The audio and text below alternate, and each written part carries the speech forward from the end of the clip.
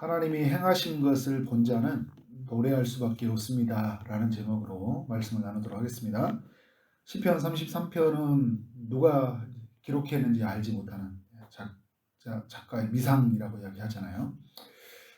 시편을 보면 하나님이 이 세상에서 어떤 일을 행하셨는지 깊이 묵상했다는 것을 우리가 알 수 있습니다. 시인은 하나님이 행하셨던 네 가지의 일을 크게 보고 있다. 좀 그렇게 정리를 해봤어요. 첫 번째, 시인은 세상이 하나님의 말씀으로 지어졌다는 것이 보여진 것 같아요.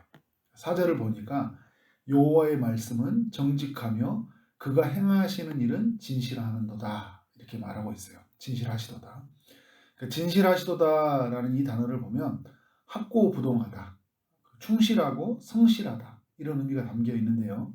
정리를 하면 하나님이 행하시는 일은 학고부동하고 그래서 완벽하게 모든 일이 수행해졌다는 거예요. 하나님 말씀으로 말미암아 성실하게 충실하게 빠짐없이 모든 일이 다 이루어졌다는 것이죠. 6절을 보니까요. 이 시인이 하늘을 보면서 뭐라고 하냐면 말씀으로 하늘이 지어졌구나. 그리고 그 만상이 눈에 보이는 이 만상이 하나님의 입의 기운으로 이루어졌구나. 이게 믿어지는 거예요. 하나님의 지혜로 세상을 볼 수 있는 이 말씀으로 말미암아 지어졌다는 것이 믿어졌고 그것이 보여졌다는 것이 이 시인의 고백이죠. 9절을 보니까 하나님의 말씀하시자 이루어졌고 명령하시자 견고히 섰다. 세상은 우연히 만들어진 게 아니에요.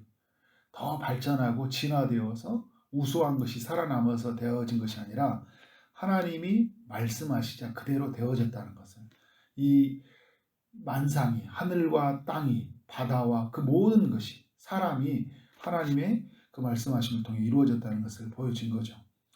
두 번째는 뭐냐면 시인이 이 하나님이요 말씀으로 만드신 이 하나님이 온 세상을 다스려 가고 있다는 것을 보여주고 있어요. 5절을 보니까 어떻게 다스리냐고 하니까 공의와 정의를 사랑하시고 세상에는 여호와의 인자하심이 가득하다. 그러니까 하나님이 이 땅이 이 만드신 세상을 공의와 정의로 다스려 가시잖아요. 왜? 죄가 들어왔으니까. 죄가 들어왔는데 공의와 정의로 다스리지 않으면 이 죄가 더욱 관영해서 사람들을 물고 뜯고 죽이기도 하지만요. 이 죄가 더 이상 넘쳐나면 어떻게 될까요? 인간이 살 수가 없어요. 마음껏 하고 살아갈 수 없으니까 인간에게 양심을 주고 또 인간에게 모든 악을 하나님이 갚으심으로 말미암아 더 이상을 가지 못하게끔 하시는 하나님의 일하심이 있잖아요. 공의와 정의를 교회 가운데 또 이 땅 가운데 하나님이 행하셔요. 그런데 그 세상의 중심에 뭐가 있냐면 또 여호와의 인자하심이 흐르고 있는 거예요. 하나님의 사랑이 흐르고 있었기 때문에 긴 참으심 속에서 하나님이 보존해 가시는 거예요. 공의와 정의만 행했다면 다 죽어야 되잖아요. 근데 살려둔 건 뭐냐면 돌아올 때까지. 또 믿는 사람들은 회개하고 다시 돌이킬 수 있도록 하나님의 그 인자하심이 이 시인의 눈 속에 보이는 거예요. 세상 만상 속에 일하는 속에서 하나님이 이렇게 일하시구나. 이게 보인 거죠. 5절은 하나님의 성품으로 세상을 보존해 가시는 이야기라면 7절은요. 하나님의 손으로 세상을 또 보존해 가시는 이야기. 하나님께서 바닷물을 모아서 무더기같이 쌓이시며 깊은 물을 곳간에 두셨나이다. 그러니까 바다를 한 중앙에 모으시고 세상을 만들어 가신 것도 이것도 신기하잖아요. 그래서 생태계를 유지하는 거잖아요. 바닷물을 온갖 흩어서 만드신 게 아니라 깊은 골을 파서 그 속에서 바다의 고기와 모든 것을 이루어져 가면서 이것이 이 세상을 다 운행하는 하나님의 손길이구나. 이걸 보인 거예요. 그러니까 이 세상 속에 사람들의 성품으로 이런 게 아니라 모든 자연 만물을 주님이 주관해 가시면서 이 사람들의 질서와 사람들의 삶을 만들어 가시니까 먹고 마시는 거, 사람들과 관계를 맺고 사는 거 다 하나님의 일하심이었구나. 7절부터 이제 그러면서요. 8절부터 보면 하나님을 경외하라고 말하는데 그러면서 하나님이 나라들을 계획하시며 세상들의 사상을 무효하게 하신다고 하면서 뭘 이야기하고 있냐면 하나님의 계획과 생각으로서 세상이 보존해 간다는 거예요. 그러니까 오늘 말씀에 이렇게 보면 이렇게 이야기하고 있죠. 이렇게 하나님이 모든 그 10절에 보면 계획을 따라 폐하시며 민족들의 사상을 무효하게 하시더로다. 그래서 11절에 여호와의 계획은 영원히 서고 그의 생각은 대대에 이르리로다. 이렇게 이야기하고 있어요. 그러니까 세상이 하나님의 보존해 간다는 뭐냐면 그냥 오늘에 이루어진 값을 따라 내일의 다른 선택을 하고 살아가는 게 아니에요. 하나님은 이 모든 일이 언제부터 이루어진 거예요?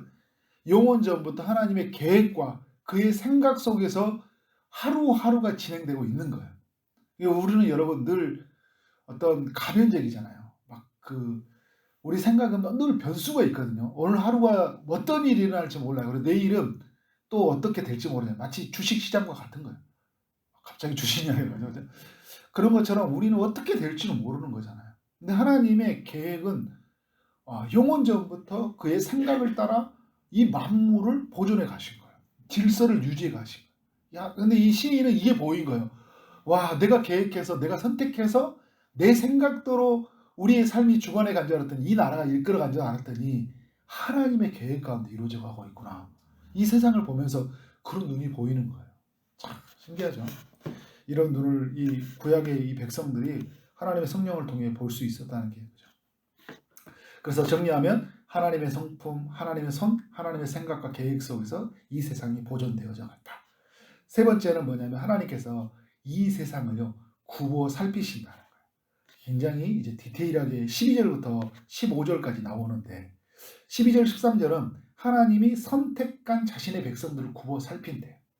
아주 세밀하게, 아주 디테일하게, 아주 구체적으로 그의 인생 속에 개입해서 굽어 살피시는 거예요. 근데 하나님의 백성들만 살피신 줄 알았더니 14절, 15절에 세상의 모든 거민들을 살피시는 거예요. 세상의 모든 거민들을 살피시면서 하나님이 하시는 일이 그거예요. 세상 모든 거민 속에 하나님이 일하신 걸 드러내면서요. 또 하나님의 백성을 보존하시기 위해서 세상의 거민을 또 살피신 것도 있는 거예요. 나를 살리기 위해서 다른 사람을 살피는 거예요. 그래서 그것이 흘러오게 하는 거잖아요. 그들이 돌아오게 하면서도 또 한편에서는 선택한 자신의 백성들을 사랑하신 하나님의 방식이에요. 여러분, 우리가 오늘 내가 먹고 마시고 살아가는 것들이 살 때 누군가에게 감동을 주고 누군가가 했던 것들이, 그래서 누가 이렇게 열심히 돈을 벌도록 하나님이 살펴주신 것들이 또 나에게 흘러오잖아요. 그러니까 이 하나님의 굽어 살피시는 은혜가 얼마나 큰지를 시인이 보고 있는 거예요. 자, 네 번째는 뭐냐면요. 하나님이 건지시고 살리시는 그 구원을 봤어요. 오늘 또 시편 35편까지 쭉 33편부터 살펴봤는데 하나님의 구원하심에 대해서 이야기하잖아요.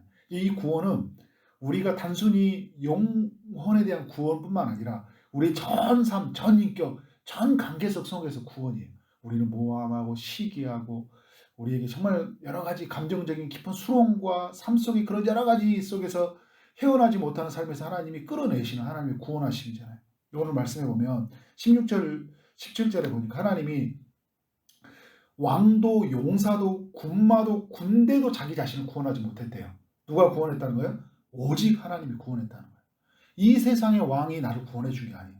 이 세상의 군대 모든 것도 구원하지 않았는데 하나님이 나를 구원하셨구나 하면서, 그래서 18절 19절에 이렇게 이야기했어요. 하나님은 자신을 경외하는 자들에게 사망에서 건지시고 굶주릴 때 살려주셨다. 이렇게 고백을 하는 거예요. 하나님의 그 구원과 그 살리심들을 이 세상의 모든 걸 보면서 이 시인이 고백하고 있다. 이것을 이 시인을 봤어요.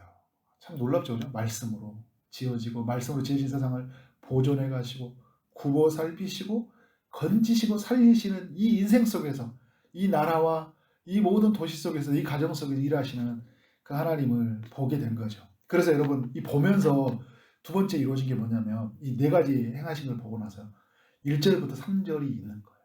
어떤 뭘 하고 있어요? 노래를 부르고 있잖아요. 그래서 제가 처음에 설교의 제목을 하나님이 일을 행하시는 일을 본 자는 노래할 수밖에 없다는 게, 그래서 1절부터 3절에 먼저 노래하고 있어요. 하나님을 즐거워함으로 노래하고, 하나님이 그 하나님을 생각하니까 찬송이 터져 나와요. 감사가 터져 나오는 거예요. 그리고 새 노래를 부르면서 수금과 열줄 비파와 모든 악기를 동원해서 뭐예요? 막 소리로 연주를 하고 있는 거예요. 막 소리를 내면서 하나님 감사합니다, 감사합니다. 주님 행하신 일을 보면서 노래하고 그 영광에 겨운 모습들을 보여주고 있어요. 그리고 마지막 절에도 그 21절, 22절에도 보면 우리 마음이 즐거워한다. 내가 성호를 의지했기 때문이다. 하나님을 의지하고 그의 거룩함을 의지하고 나가다 보니까 막 내 마음이 막 너무 기쁘고 그래서 여호와여 우리가 주의 바라는 대로 주의 인자하심을 우리에게 베푸소서 하면서 하나님께 그 모든 것이 시작되었고 그래서 하나님께 그 모든 것을 구하며 이 시를 마치고 있는 거예요.